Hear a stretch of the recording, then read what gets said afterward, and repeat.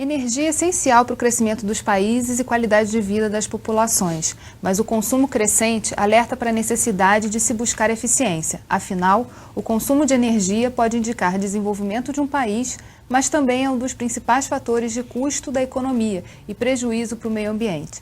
No programa de hoje, nosso foco é o consumo de energia e o que está sendo feito para que o nosso estado atinja a eficiência energética.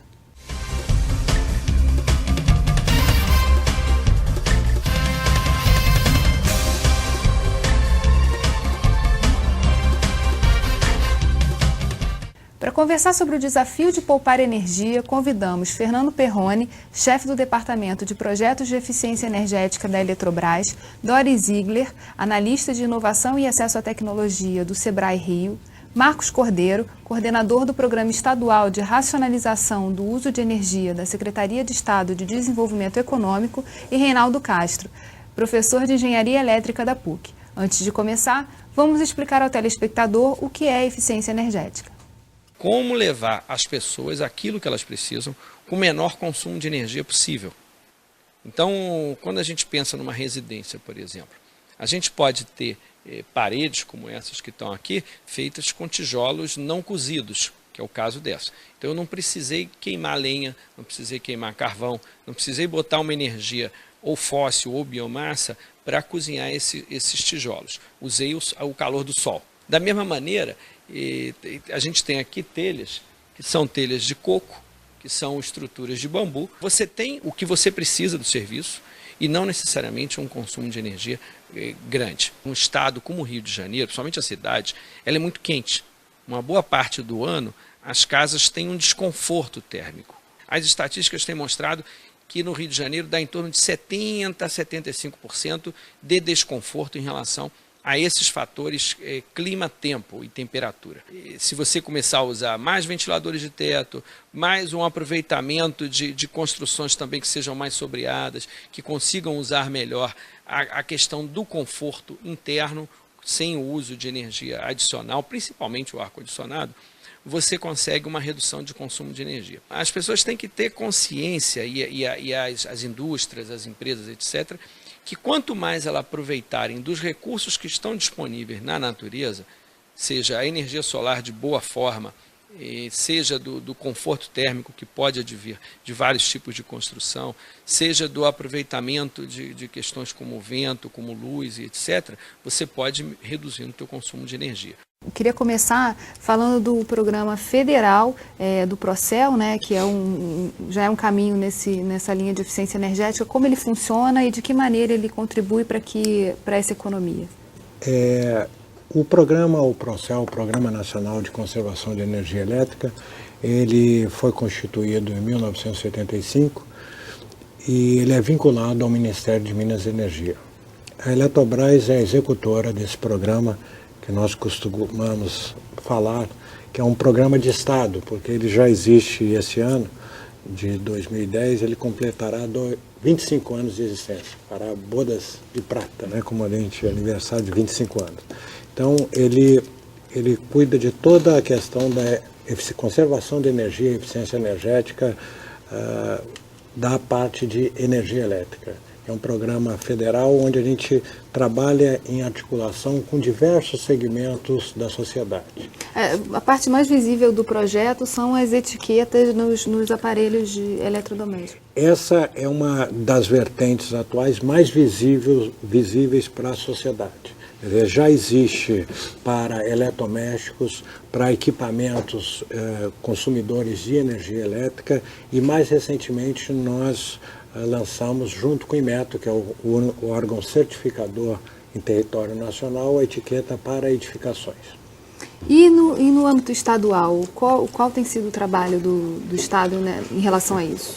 O programa, o PROEM, ele envolve não só a energia elétrica, mas as demais formas de energia ou insumos energéticos. Então nós temos um grupo, né, constituído de empresas que atuam na área de energia elétrica, que atuam na área de energias renováveis, gás natural e derivados do petróleo. E a gente tem um outro grupo que são as ações de governo e integração.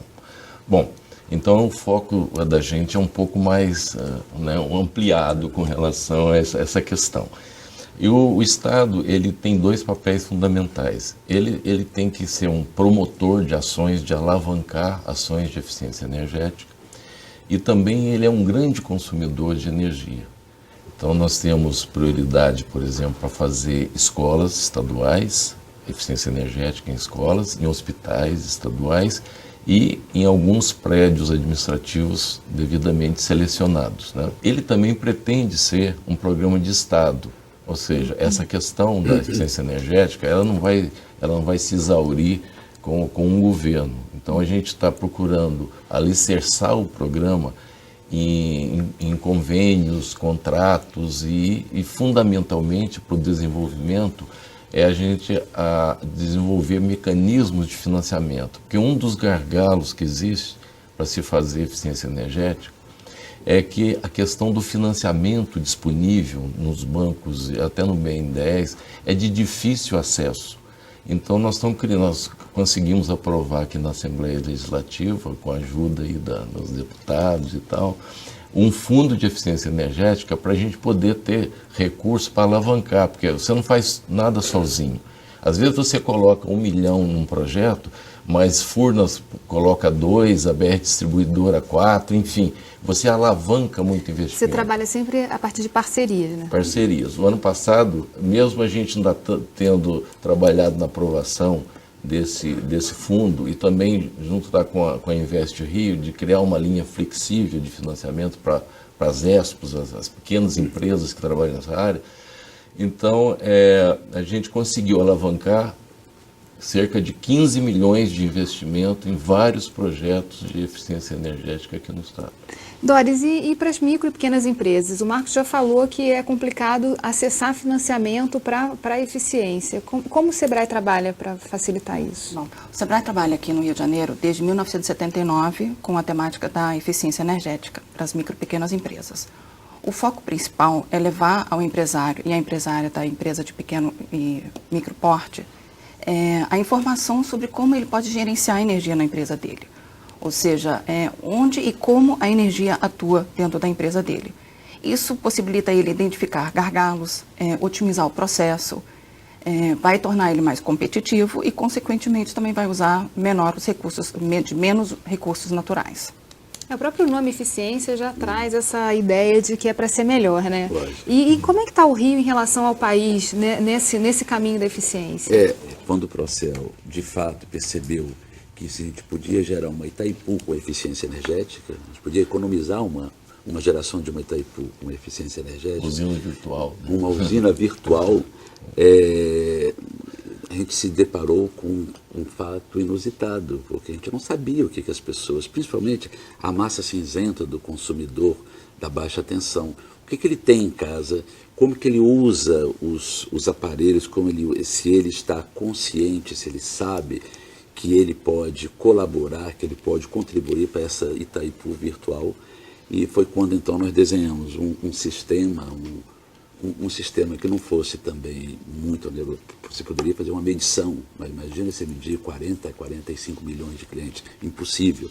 Então nós criamos um processo, um sistema de pesquisas de mercado, onde nós fazíamos uma auditoria elétrica nos domicílios, em amostras representativas dos domicílios.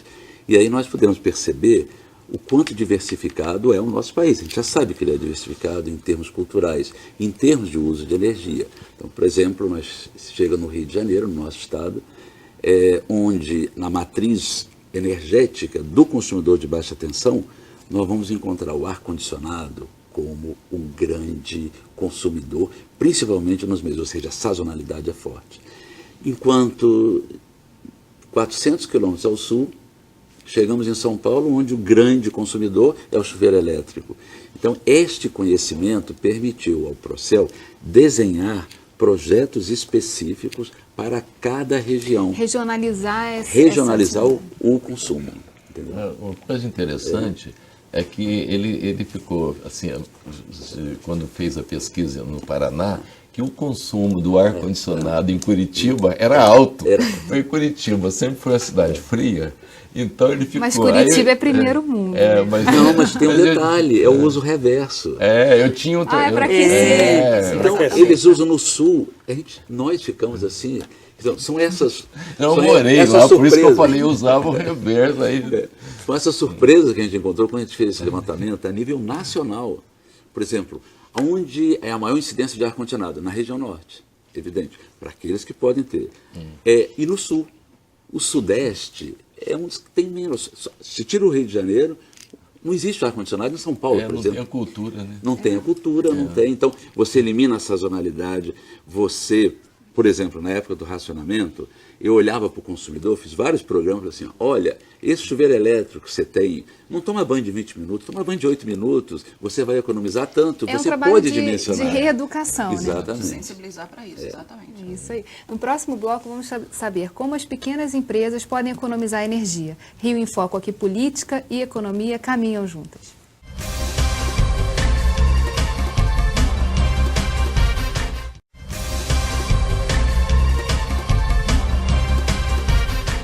Estudo da empresa de pesquisa energética aponta que o consumo de energia elétrica subiu mais de 10% em fevereiro passado, sendo que a indústria sozinha aumentou 14,4%. A Firjan e o Sebrae têm feito parcerias para orientar a empresa a reduzir o consumo de energia. Já dá para medir os resultados desse trabalho? Na verdade, como o projeto do Sebrae já tem mais de 30 anos, nós já sabemos o potencial que a micro e pequena empresa tem de economia de energia, que gira em torno de 30%. Então, é claro que algumas são mais, outras são menos, mas o potencial médio é de 30%. O Sebrae atua de duas formas grandes, digamos assim. O primeiro é difundir a informação. Dentro dos nossos projetos que o Sebrae tem, nós atuamos lá através de materiais de informação. Esse material ele é diferenciado do resto do material que tem no mercado, porque ele é específico para empresário da micro e pequena empresa. Então, é um guia prático, é um manual que o empresário vai se ver lá dentro, ele vai entender o seu processo e vai ver onde ele pode melhorar o uso da energia. A outra forma de atuação do Sebrae Rio de Janeiro é através de parcerias. Todos aqui na mesa já fizemos parceria com eles, só com Eletrobras e Procel já são mais de 20 anos de parcerias, né? Tivemos também parcerias internacionais com a Agência Alemã de Cooperação Técnica. Então, e sempre na questão de levar a informação para o empresário da micro e pequena empresa para que ele possa tomar providência, para que ele possa gerenciar melhor o uso da energia na sua empresa. Queria até complementar um pouco, porque durante 5 anos, com recursos da USAID Energy, nós fizemos um programa de capacitação, onde nós capacitamos algo em torno de 2.000, 2.500 técnicos, entre eles técnicos de pequenas, nos temas mais variados, entre edificações, prédios públicos, indústrias. E esse programa foi tão interessante, ele foi tão efetivo, que o Procel, em primeira mão já vou dizer, já reativou. Nós vamos dar continuidade. Inicialmente, nós vamos fazer 6 treinamentos em todo o país, nas prefeituras, na gestão energética municipal e iluminação pública, mas expandindo para essa área, para as áreas de indústria, de shopping center. E é interessante porque o apelo, quando os programas, quando os cursos eram anunciados, eram cursos gratuitos, a presença era maciça, eram 3 dias de curso intensivo, e muitos deles, inclusive, nós fazíamos um follow-up, eles utilizavam aquele aprendizado do treinamento, aquele alerta do treinamento, e muitos deles, inclusive, nós realizamos junto com o Sebrae. Isso já virou um mercado, nessa questão da eficiência energética, mas como é que o Prorem conversa com os municípios? Já existem ações do Procel, com relação ao município, que é a gestão energética municipal, o GEM, né? O Reluz, que cuida da melhoria da iluminação pública, enfim. Agora, como nós somos relativamente neófitos em termos de existência, né, do programa, nós estamos procurando justamente amarrar muitos convênios, muitos contratos, às vezes, com empresas, para que possam desenvolver. Então, no nível de município, o que a gente pode e está programado de fazer é justamente atuar em parceria com esses programas, né? E a ideia é que eles tenham um sistema, né, de avaliação da eficiência energética e possam até usar o programa, desde que identificado exatamente onde o desperdício está ocorrendo, e aí o PROREM entra em ação. Essa economia de 30% também é verificada no Estado, por exemplo, em relação aos prédios públicos? Todo o trabalho tem sido feito com as escolas. É possível economizar até esse percentual? Olha, o potencial de prédio público no Brasil, a primeira pesquisa que nós fizemos, era da ordem, por absurdo, era entre 40% e 50%. Tá. Você falar em 30 já refresca um pouquinho para nós. É bem conservador. O estado tem 1.658 escolas. Imagina, então, nós estamos fazendo alguns projetos piloto para a gente poder certificar que realmente esse potencial, até para depois você estabelecer metas, e enfim. Então, nós estamos fazendo na Herbert Souza, né, aquela escola estadual, e também nós fizemos um na Ferreira Viana, que é uma escola técnica. Nós estamos fazendo em um hospital, o Hemorrio, nós estamos bancando agora toda a eficiência energética, né? Fizemos no Pedro Ernesto, centro cirúrgico, e também a gente pegou por amostragem para a gente poder exatamente ter esse potencial. E nós apostamos muito no balanço energético do Rio, porque o balanço terminou em 2005 e não houve continuidade. Então nós tivemos que resgatar informações das indústrias, dos consumidores. Fizemos o balanço 2006, 2007, estão construindo de 2008 e estão mudando a metodologia da série histórica desde 1980 para a gente se adequar ao balanço energético nacional, que as metodologias não estavam muito compatíveis. Nesse contexto dos hospitais, eu ontem mesmo tive uma reunião na Ampla, eu recebi uma demanda para um projeto desses projetos que nós acadêmicos estamos utilizando bastante, são os projetos de P&D da ANEEL, Pesquisa e Desenvolvimento da ANEEL, uma demanda específica sobre hospitais, porque para a empresa, além da inadimplência, ela jura, tem certeza, que se esses hospitais, na área de concessão da Ampla, puderem fazer uso de um uso mais racional da energia, provavelmente eles vão ter faturas compatíveis e que reduz essa inadimplência. Ou seja, vão atacar de outra forma.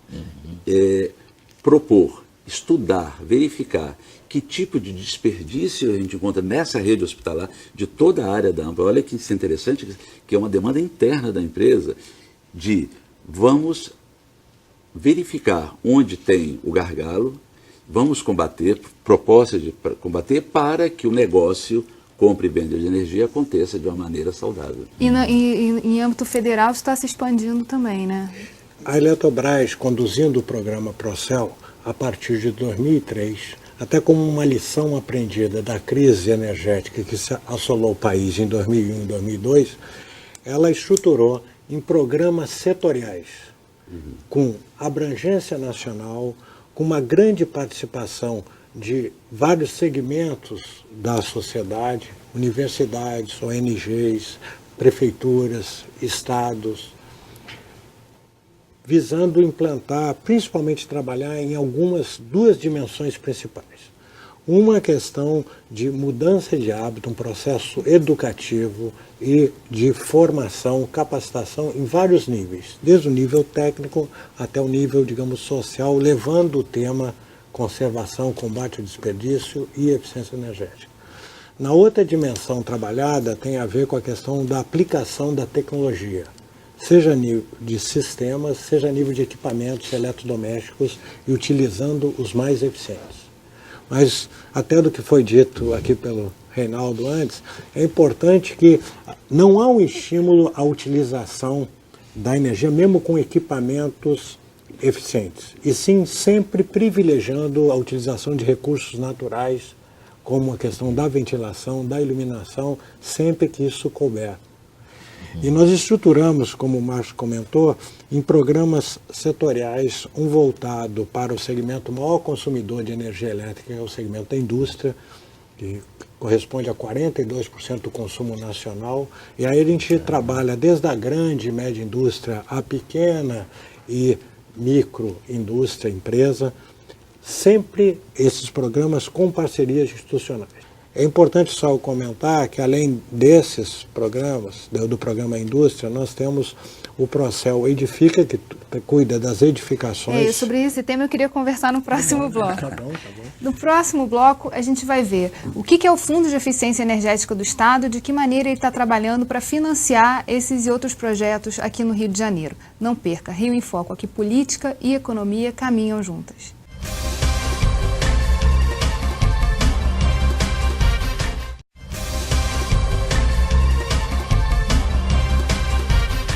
As pequenas e médias empresas têm dificuldade para conseguir financiamento para desenvolver projetos de eficiência energética. Um dos motivos é que os bancos privados não trabalham com esse tipo de financiamento. A LERJ aprovou o projeto do governo que cria o Fundo de Eficiência Energética. Já tem algum projeto encaminhado com isso? O que está faltando para que ele...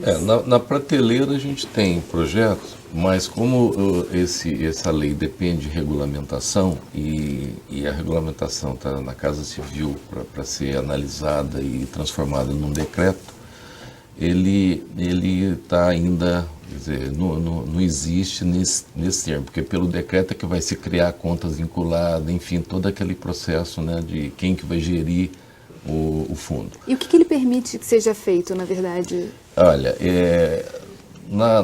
na concepção da lei, e não foi mudada aqui na Assembleia, e o pessoal entendeu isso, nós deixamos isso completamente em aberto.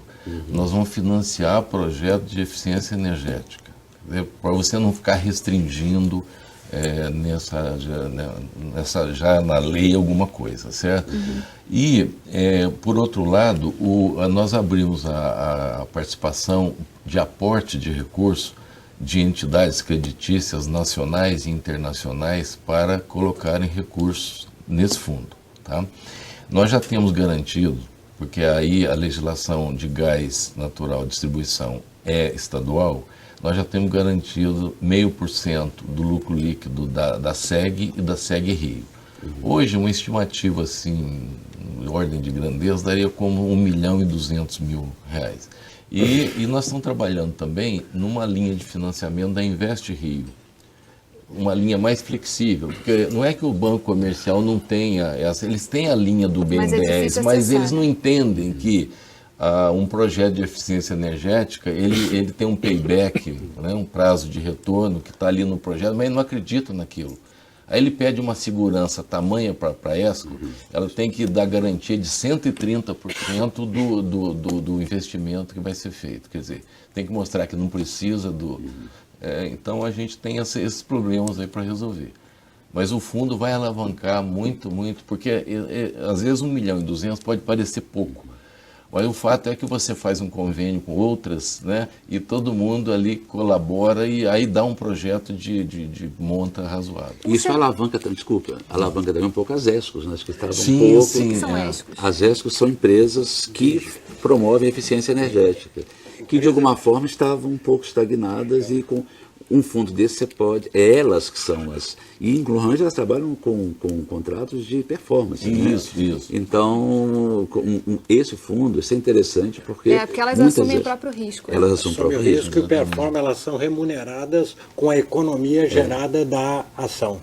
E é importante só destacar que essa questão realmente do crédito, de linha de crédito para implantar projetos, porque o fomento é realizado tanto pelo governo federal quanto pelos governos estaduais e pelos municípios. A questão toda é linhas de crédito para os usuários, consumidores, implementarem projetos. Então, digamos, a grande barreira são as garantias que o sistema financeiro exige, e principalmente de pequenos, aí da população de um modo geral, que tem essa dificuldade de acesso ao crédito. O Sebrae tem algum cálculo do custo de implementar um projeto de eficiência energética? Não, isso varia muito. Isso daí depende o que vai ser implementado, mas eu gostaria de citar um exemplo que eu acho fantástico. Durante o projeto que a gente teve com a GTZ, a Agência Alemã de Cooperação Técnica, com o Henrique Wittwer, a gente fez um trabalho dentro de uma padaria. O maior foco de desperdício de energia era no forno. Do forno. Com a troca do forno, foi possível fazer uma economia de energia mensal, que era possível pagar o leasing do forno. E ainda sobrava dinheiro. Então, é impressionante o potencial. É mostrar o ganha-ganha, né? Exatamente. Os projetos de eficiência energética, o mais difícil é para todos os agentes que participam perceberem a questão que é ganha-ganha. Exatamente. Quer dizer, qualquer agente que participa do processo, quem cuida da política pública, seja no governo federal, seja no governo estadual, se beneficia, o consumidor.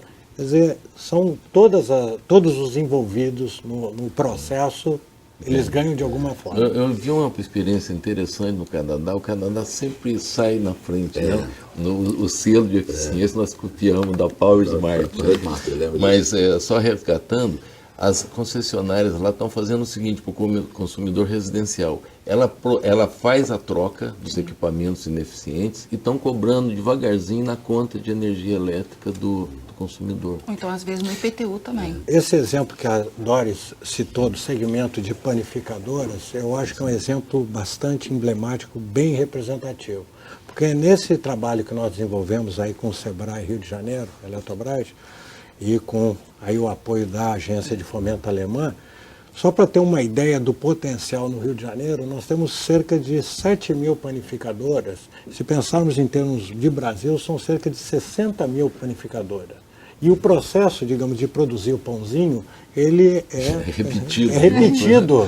Então, existe uma escala de multiplicação da ação muito grande, quer dizer, de aproveitar esse potencial, como o Marcos falou, nós que trabalhamos com conservação e eficiência energética, sempre somos muito conservadores.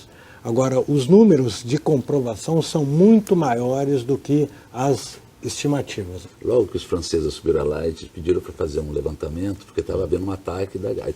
Saiu uma competição interna dos energéticos. Perfeito. Um ataque da SEG, enfim, para oferecer o forno a gás com melhor, a um custo bem mais razoável do que o forno elétrico.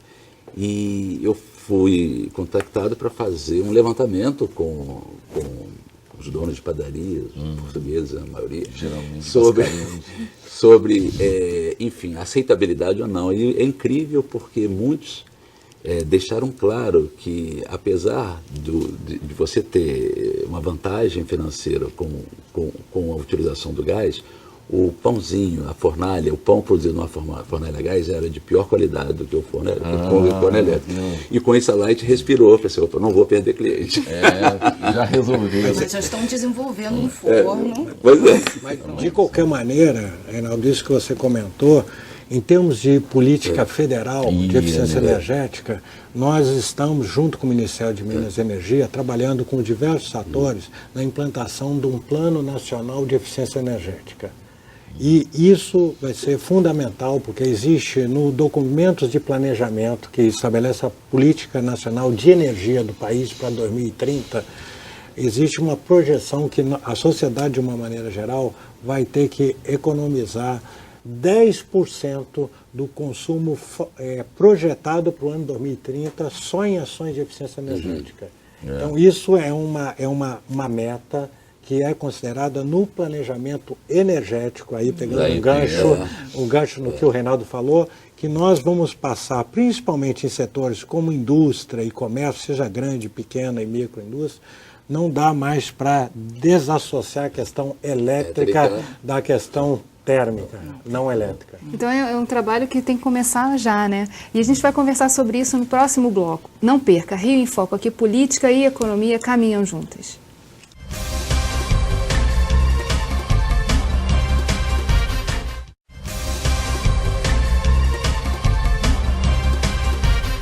O sistema de energia montado desde o século XIX até o final do século XX, ele já está demonstrando que é insustentável.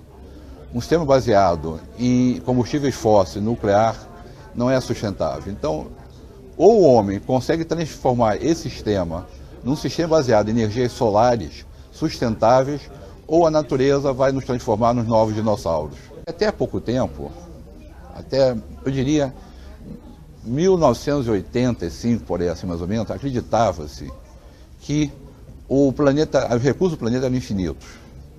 Se você podia usar todos que precisava para o desenvolvimento econômico. Ou seja, o paradigma era o paradigma econômico poluidor. Você fazia uma decisão se ia fazer uma indústria ou não, baseada apenas na economia. E hoje em dia a gente sabe, se for baseado apenas na economia, nós vamos destruir o planeta. Uma siderúrgica, ela usa muita energia para poder transformar o ferro em aço. E isso, em geral, vem de um carvão mineral ou de um carvão vegetal somado e etc. Aquilo ali são fornos de calor altíssimo. E sai muito calor que não é aproveitado nesse processo só de transformação do ferro no aço. Se ela aproveitar essa saída de calor, ela pode gerar mais energia elétrica e ter um processo tanto de aproveitamento do calor na geração elétrica, vapor, termoelétrica, então a gente chama isso de cogeração, e reduzir a conta de energia elétrica da própria indústria. Você no Brasil pode diminuir sua demanda de energia em 30% se você realmente racionalizar o uso de energia, usar um programa forte de eficiência energética. As outras tecnologias já estão aí, por exemplo, o aquecimento solar de água. Esse aquecimento solar ele é perfeitamente viável. Tá? A eólica, houve um leilão agora que a eólica está mais barata que o carvão, está mais barata que as térmicas a óleo.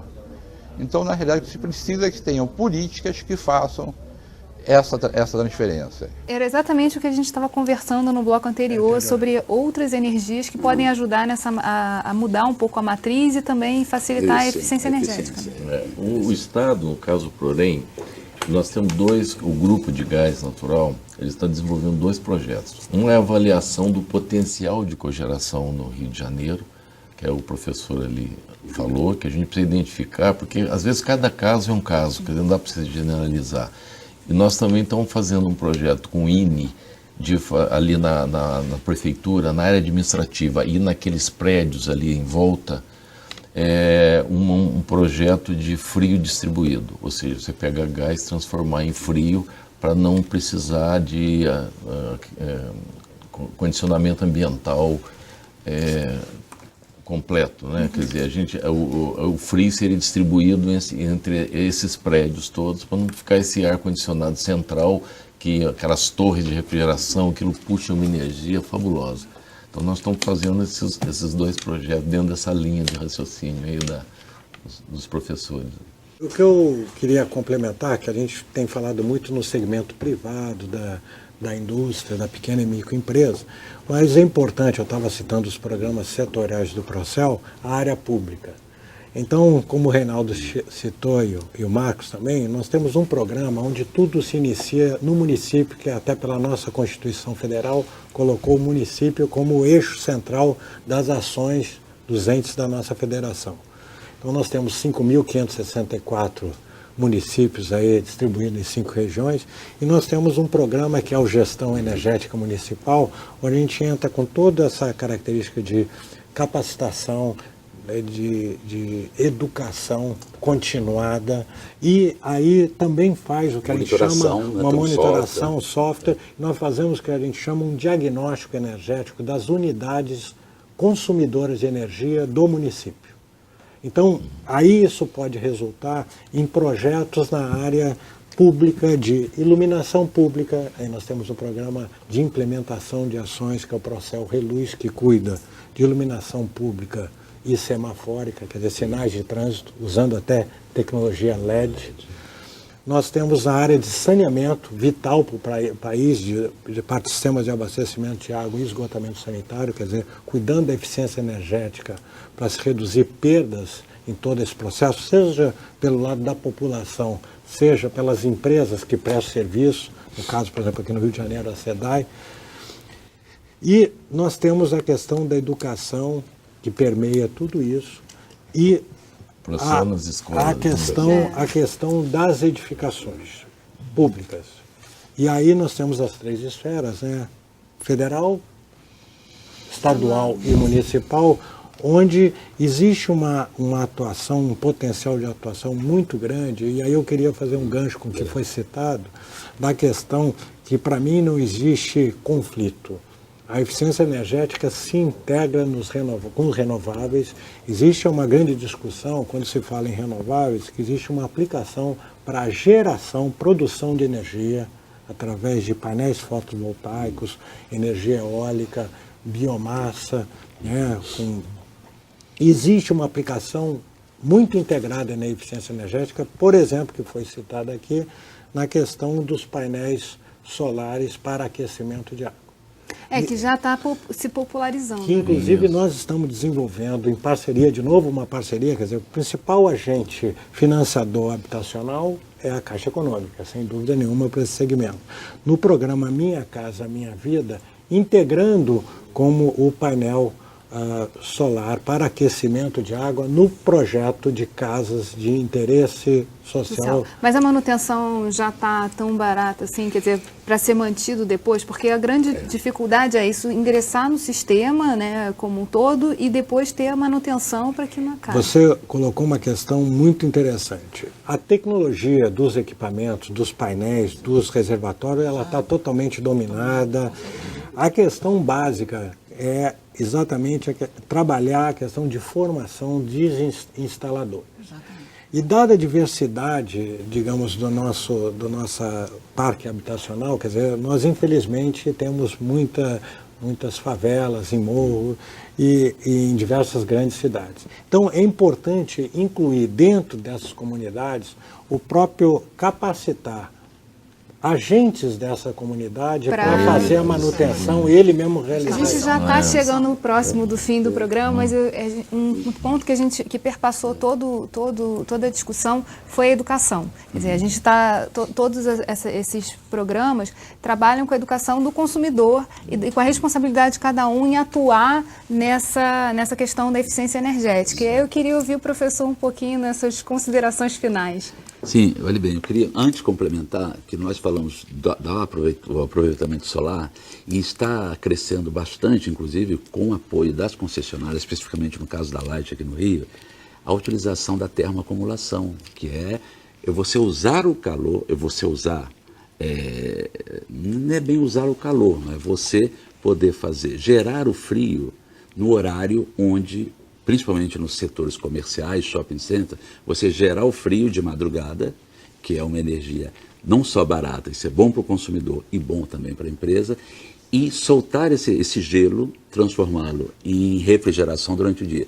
Isso tem crescido, tem rede de supermercados que já estão usando, tem incentivo das concessionárias. Nós temos hoje tecnologias para a capacitação, placas que permitem que você não só faça aquecimento de 40 a 50 graus, aquecimento de água para banho, que normalmente é o que é utilizado, mas para aplicações industriais. Nós fomos apresentados isso de uma maneira bastante didática por um grupo de alemães que fizeram algumas palestras aqui recentemente e que mostraram que isso é possível, inclusive em locais onde a insolação a melhor insolação é praticamente pior da insolação brasileira, ou seja, o potencial nosso é elevadíssimo. E isso está se tornando uma linha de investigação nos nossos programas, tanto da PUC quanto do PPE, da Engenharia Elétrica da COP, do IME, todos eles, como utilizar esse potencial solar não só para fazer a transformação fotovoltaica, essa tecnologia já existe, mas você fazer outros usos de transformação energética. Quanto mais informação o empresário tem, melhor ele vai poder gerenciar. A gente vai estar lançando um kit de dicas de eficiência energética. Que são isso? São dicas de ar-condicionado, iluminação, motores elétricos, dicas de gerenciamento e dicas de arquitetura bioclimática. São dicas simples que a pessoa vai poder ler e vai poder se informar e, a partir disso, correr atrás de mais informações. Eu queria, nessa questão da informação, tornar ainda público, foi uma solenidade pública, que em 2 de julho do ano passado, nós, em conjunto com o Inmetro e a Eletrobras, lançou a etiqueta, a exemplo do que já existe para geladeiras, ar-condicionado, uma etiqueta para classificação termoenergética de edificações. Isso foi num evento no Sinduscom lá em São Paulo e nós já temos hoje vigente, estamos operacionalizando a aplicação com parceiros, com universidades, com laboratórios acreditados pelo Inmetro, a regulamentação voluntária, a etiqueta voluntária de edificações. Nessa primeira etapa nós temos as edificações públicas, de serviços e comerciais. Então, nós que discutimos tanto em termos de oportunidades em edifícios públicos, um primeiro passo seria classificá-los para ver o quanto que eles estão consumindo de energia. E aí eu acho que cabe aqui a nós, principalmente aqui no estado do Rio, porque o Rio vai ser o promotor, né, não só da Copa do Mundo, mas depois dos Jogos Olímpicos, que as nossas edificações, sejam as públicas, sejam os hotéis, que nós estamos trabalhando com o BNDES, numa linha de financiamento que o Estado está trabalhando com o BNDES, de construção de novos hotéis ou de reforma dos atuais, que o primeiro passo seja colocar a etiqueta para classificá-los. Eu acho que é fundamental nós sabermos, quer dizer, todos, quem condutores de política pública, os consumidores, em que nível está de consumo, o que podemos fazer em termos do edifício, do uso do edifício, para melhorar em termos do consumo de energia. Com certeza. Pegando o gancho aqui do Dr. Perrone, nós fizemos uma pesquisa sobre as condições dos prédios públicos, não só a condição de eficiência, mas as instalações. Então, entre precário e ruim, você tem mais de 30% de grupos de escolas. Olha só. Então, você vai fazer eficiência energética, com exemplo, você vai botar uma coisa espetacular só num lugar e o restante fica completamente a descoberto. Então, o que a gente vai ter que fazer? E aí também o projeto Climatizar, da Secretaria de Educação, né? Ele está esbarrando com isso aí. Na verdade, para fazer eficiência energética ou para melhorar as condições... Você tem que trocar toda a instalação elétrica... Não, e a subestação, muitas vezes, lá. Quer dizer, enfim, o pessoal pensa que a gente consegue fazer eficiência energética no curto prazo. Não, cada caso, às vezes é complicado resolver, porque tem que mudar tudo, a escola não pode parar. Na verdade, enfim, assim, tem um monte de barreiras. O desafio está lançado, né? Infelizmente, a gente acabou o nosso programa, passou muito rápido, tinha ainda muita coisa para falar em termos de educação, do que a gente precisa fazer, cada um. Terminologia usada. Exatamente. Mas, enfim, a gente deixa para o próximo programa. O Rio em Foco é o programa do Fórum Permanente de Desenvolvimento Estratégico do Estado. Para acompanhar os nossos debates, acesse a nossa página na internet ou as nossas redes sociais. Você também pode assistir esse programa nos sites www.rioemfoco.rj.gov.br ou pelo www.tvalerj.tv. Obrigada, doutor Perrone, obrigada, Marcos, obrigada, Doris, obrigada, Reinaldo, e obrigada a você que nos acompanhou. Até a próxima. TV Alerj, o canal do povo fluminense.